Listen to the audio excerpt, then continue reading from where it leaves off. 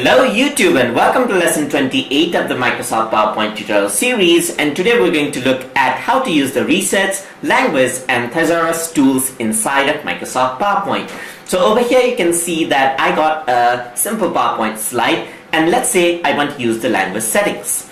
So over here you can see that my language setting is now set to English United States. So if I want to change it to something like UK English or so forth, I can actually just click it.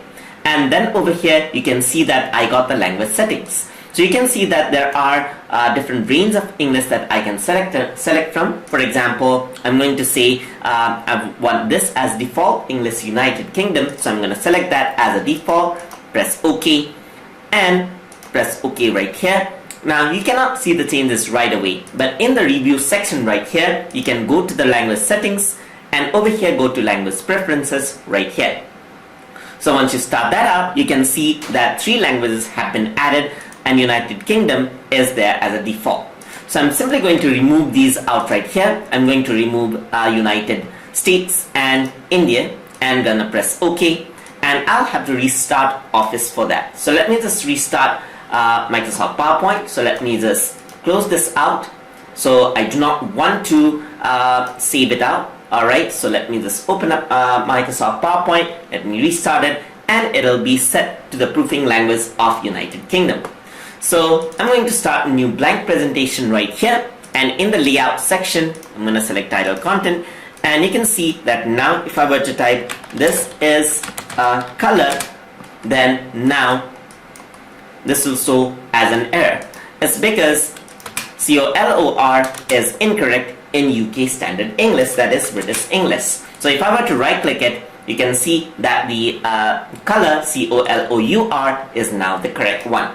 So now I'm going to retype this the sentence, this is a perfect slide, just like that, perfect slide. And then over here I'm just going to say slide design. Alright.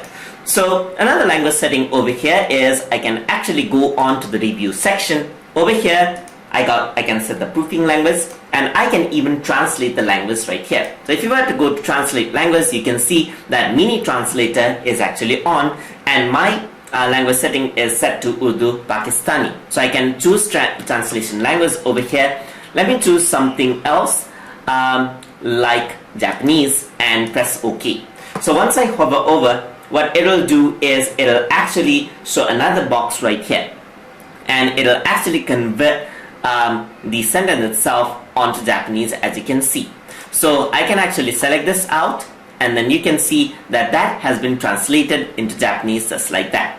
So I can actually copy this out, go into other slide and press Ctrl V to paste it down, and you can see that the Japanese has been pasted out. But all of the meanings have been pasted out over there. I just simply want to copy this out, so I'm simply selecting that out, and over here you can see that these are multiple translations. Let me select something simpler over here for that. So I'm going to go over here and to choose translation language. I'm going to select something like Hindi, press OK, and you can see that once I select this out, you can see the mini translator. So once it actually sees, you can see the translated language is here. I can simply copy that out and press Ctrl V, and that is actually pasted, and you can see Microsoft Translator is actually there. So this is actually great to translate text, as you can see. But another easier way, if you want to translate the entire slide, I can simply select this out, go to translate over here and translate selected text. So simply select that, press yes, because that is going to send the text over the internet. It is asking for security purposes. So it's searching the translation right here. So let it just translate it out. It's contacting the server so that you can translate the text out for you, and you can see that now English to Hindi has been selected, and here is a translation. So I'm simply gonna press insert, and that is actually inserted right here. So you can see that you can easily convert slide from one language to another, translate the entire slide into another language just like that. And if you do not want to insert it by replacing it, just press enter, press insert, and there you go, that's the Hindi version of it. So you can simply copy this out. I'm gonna cut that, paste it out over here by pressing Ctrl V. Alright, so you can see that I am going to make this a subpoint.